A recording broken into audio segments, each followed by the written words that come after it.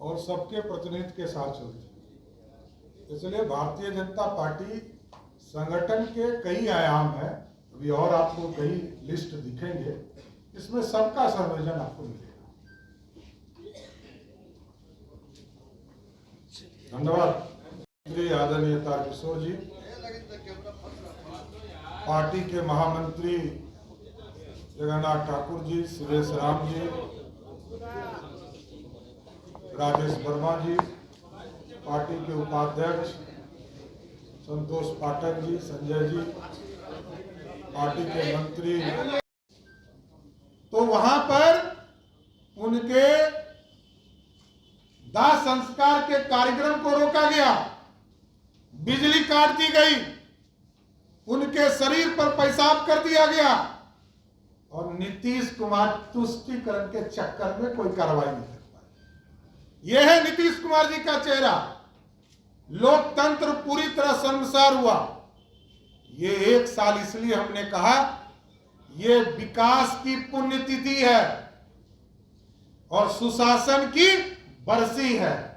नीतीश कुमार जी के राज्य में ना सुशासन रहा ना विकास हुआ। और आपने देखा विकास, सुल्तानगंज के पुल का 70 डीजीपी भी बिहार छोड़कर भाग रहे हैं। वो चाहते हैं कि कोई काम ही करने के लिए बिहार सरकार नहीं देती है और सुशासन स्थापित ही नहीं करने देती है, तो इससे अच्छा हम दिल्ली में ही रहे, यहां रह के क्या करेंगे। इसलिए पूरी तरह बिहार सरकार फेल्योर हो चुकी है। बिहार की व्यवस्था पूरी तरह चरमरा चुकी है और बिहार में कुशासन स्थापित हो गया है। आदरणीय तारकिशोर जी से चाहेंगे कि कुछ बातें। एनडीए की सरकार से नीतीश कुमार जी अलग होकर महागठबंधन की सरकार में शामिल हुए और आश्चर्य इस बात का है कि जब भी राज्य में कोई सरकार बनती है तो उसके अपने एजेंडे होते हैं, उसके अपने मुद्दे होते हैं जिस पर सरकार जनहित में विकास है वो अन्य कार्य करती है। लेकिन इनका एक ही एजेंडा रहा कि तेजस्वी यादव कैसे सीएम बनेंगे और नीतीश कुमार जी कैसे पीएम बनेंगे। जब इन एजेंडों को लेकर बिहार की सरकार काम करेगी और आपने देखा कि पूरे वर्ष में बिहार अपराधियों के चंगुल में फंसा रहा, रोज हत्याएं होती रही, रोज महिलाओं के साथ दुर्व्यवहार होता रहा, रोज बैंकों की डकैतियां होती रही। ऐसा कोई अखबार का और आपके इलेक्ट्रॉनिक मीडिया का स्क्रीन नहीं है जो इन घटनाओं से भरा पड़ा नहीं रहा। आखिर यह सरकार किस दिशा की ओर जा रही है, सरकार किन मुद्दों पर काम कर रही है। और हाल के जो INDIA की जो गठबंधन की जो बैठकें हुई उसमें भी स्पष्ट हो गया, जब राष्ट्रीय स्तर के विपक्षी दल इनको संयोजक बनाने के लिए तैयार नहीं है, ये प्रधानमंत्री बनने का ख्वाब देख रहे हैं। और सबसे बड़ी बात तो यह हुई कि श्री लालू घमंडी गठबंधन के लोगों ने सरकार बनाने का काम किया था और इस पूरे एक साल में जब भारतीय जनता पार्टी ने 10 लाख सरकारी नौकरी का हिसाब मांगा तो पटना की सड़कों पर हमारे हजारों कार्यकर्ताओं के ऊपर लाठी चलाने का काम किया। और जब कटिहार में आम जनता ने बिजली मांगने का काम किया तो बिहार की सरकार ने गोली मारने का काम किया।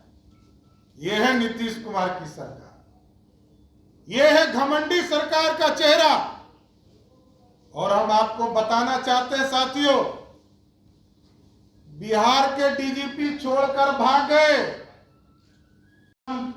पंचायत में पंचायत सरकार भवन बनाने की कल्पना की, आज 18 साल होने जा रहे हैं, मात्र 3000 से अधिक पंचायतों में पंचायत सरकार भवन बनता है। नल जल योजना पूरी तरह फेल। 34,000 करोड़ रुपया का यह घोटाला है। इसको नीतीश कुमार जी को कार्रवाई करनी चाहिए। और इसमें पूरी संलिप्तता नीतीश कुमार जी की सरकार की है। आप सोचिए, आपने क्या किया? लोगों को पानी नहीं मिल रहा है, बिहार के लोगों को शुद्ध पीने का पानी तक नहीं मिल रहा है। और जब देश के प्रधानमंत्री जी चाहते थे कि बिहार को अलग से पैसा दे, तो सिर्फ अपना नाम बचाने के लिए कि नीतीश कुमार ने किया है। अरे क्या किया? ये बिहार का हिस्सा था। बिहार का से मिलकर जिस प्रकार से इन लोगों की रणनीति नई बनी है, उसमें श्री नीतीश कुमार जी तो ऐसे ही हाशिए पर चले गए हैं। इसलिए पूरी बिहार की सरकार आज ऐसे मुकाम पर है जहां बिहार कहीं न कहीं अधर में उसे छोड़ दिया गया है। इसलिए यह सरकार को रहने का बिल्कुल हक नहीं है। जिस बिहार के नाम से पूरा देश गौरवान्वित होता था, एनडीए की सरकार में हम सब लंबे वक्त तक बिहार के विकास के लिए काम किए। और सबसे तो आश्चर्य की बात यह है कि सरकार कहती है कि केंद्र ने सहयोग नहीं दिया, और नीतीश कुमार जी कहा करते थे कि हम पटना से किसी भी जिले में 5 घंटे में पहुंच जाएंगे, और लोग पहुंच भी रहे हैं। ये चमचमाती सड़कें और चौड़ी सड़कें बिहार के मंत्रियों को और मुख्यमंत्री जी को समझना चाहिए। ये सड़कें श्री गडकरी जी के मंत्रालय और श्री नरेंद्र मोदी जी के नेतृत्व में जो सरकार काम की है, जो सड़क संचार और जितने भी गति शक्ति के जो अलग अलग आयाम हैं, उन आयामों के कारण ये सारी सुविधाएं मिल रही है। भारत सरकार की चमचमाती सड़कों पर तो चलते हैं, लेकिन पटना का रोना रोते हैं कि केंद्र सरकार सहयोग नहीं कर रही है। ये एक बड़ा दुर्भाग्यपूर्ण स्थिति बिहार की बन गई है। भी शराब के दुकान बिहार में नहीं थे। 2005 में नीतीश कुमार जी मुख्यमंत्री बने और 2016 में जब उन्होंने घोषणा किया, उस दिन तक 11,000 शराब की दुकानें खुल गई। एक एक पंचायत में मसालेदार शराब की विदेशी दुकान ये नीतीश बाबू ने खुलवाया और बिहार के लोगों को शराबी बनाने का काम किया। और साथियों, जब बंद कर दिया तो आज किसी भी जगह पर बैठ जाइए, आज 43,000 गांव है पूरे बिहार में, और किसी गांव में बैठ जाइए और फोन घुमाइए, आपके घर में होम डिलीवरी हो जाएगा। ये 60,000 करोड़ रुपया का घोटाला है शराब माफियों के माध्यम से नीतीश कुमार जी के राज में। और ये नीतीश कुमार जी इसके दोषी हैं, क्योंकि नीतीश कुमार जी यदि गृह मंत्री हैं और बिहार में शराब बिक रहा है, तो दोषी सिर्फ और सिर्फ नीतीश कुमार है, कोई दूसरा व्यक्ति नहीं। इसलिए साथियों, ना रोजगार मिला। रोजगार के मामले में ये लोग कहते थे ब्रिज गिरा, आज तक एफआईआर दर्ज नहीं हुआ। कोर्ट में इन लोगों ने लिखवा कर दिलवाया कि एजेंसी अपने संसाधन के पैसे से वो पुल फिर से निर्माण कराएगा। कई परिवारों के जान चले गए, वहां जो नाइट गार्ड था उसकी हत्या हुई, लेकिन नीतीश कुमार जी ने कोई कार्रवाई नहीं किया। और ये ईपीसी मोड पर यह पूरा काम था साथियों। डिजाइन भी तय करना था, वो काम करना था उसी एजेंसी को। ईपीसी मोड में यही होता है, और कोई कार्रवाई नहीं हो रही। ये पूरी तरह घोटाला है, क्योंकि मैंने सीधा आरोप लगाया था कि जिस दिन इस मोड का सैंक्शन किया जा रहा था, स्वीकृति किया जा रहा था, उस दिन बिहार के मुख्यमंत्री नीतीश कुमार थे और पथ निर्माण मंत्री भी नीतीश कुमार थे। ये सारे पुल का हिसाब नीतीश कुमार के खिलाफ होना चाहिए और एफआईआर दर्ज होना चाहिए।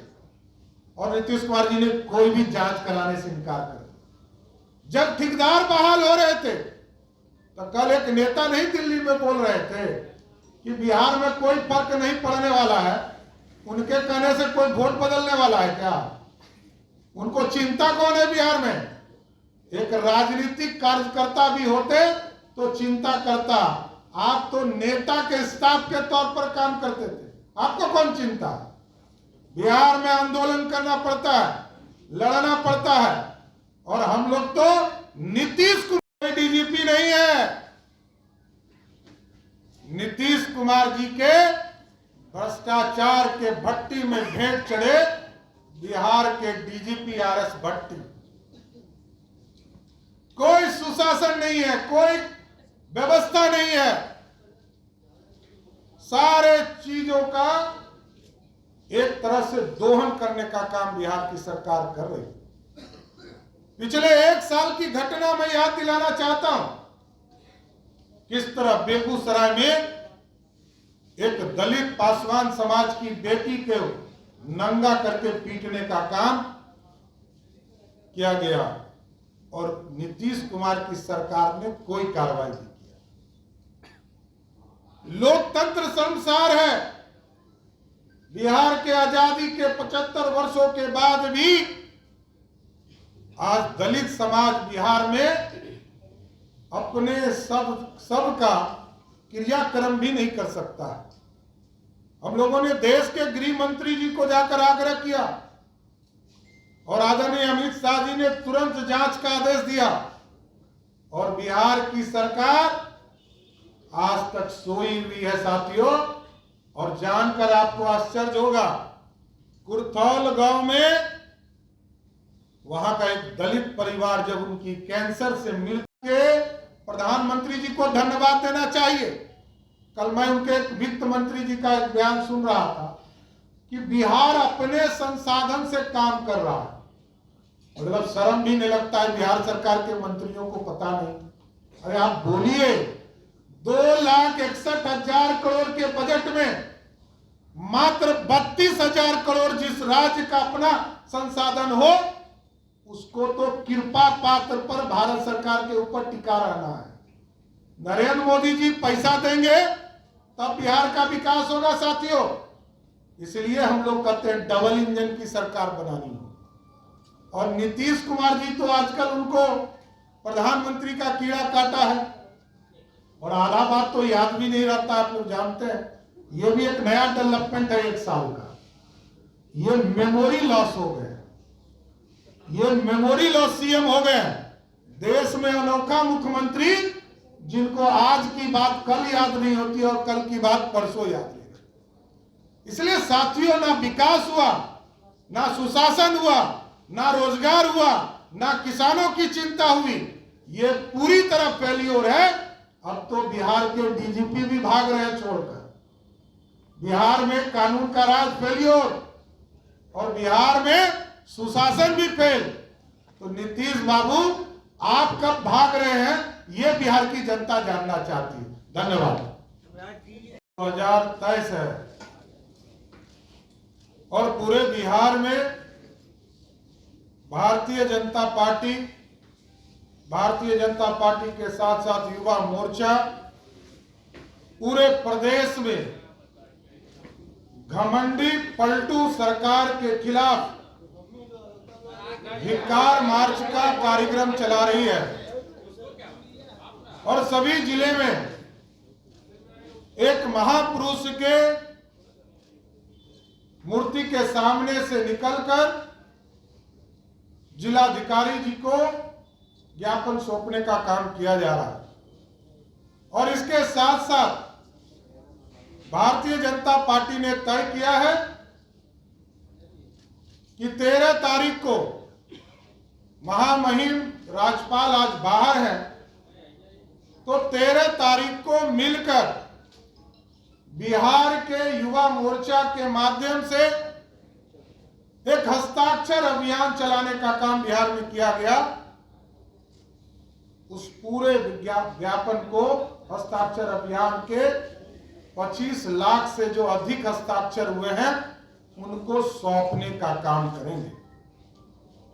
और ये साथी, आज 10 अगस्त है, इसको भारतीय जनता पार्टी बिहार में जानती है, और ये बोलती है भारतीय जनता पार्टी कि आज विकास की पुण्यतिथि है, सुशासन की बरसी है।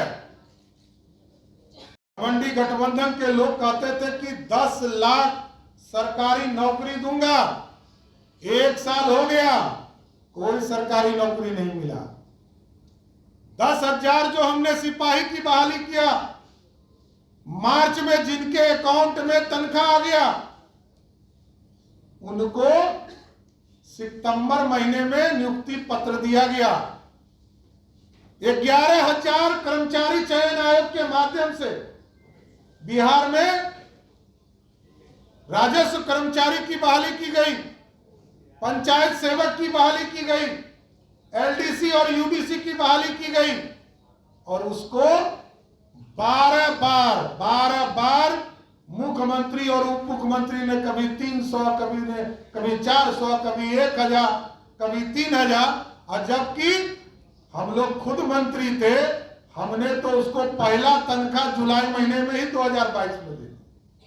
यही है नीतीश कुमार जी की सरकार। जिस तरह नीतीश कुमार की पार्टी कट और पेस्ट में जानी जाती है, कोई मूलधन नहीं रह गया। समता पार्टी के एक कार्यकर्ताओं की अपेक्षा हुई और कट एंड पेस्ट करके वो पार्टी बनी। उसी तरह बिहार की सरकार भी सिर्फ कट एंड पेस्ट में चल रही है। कोई योजना नहीं पूरा होता है। 2006 में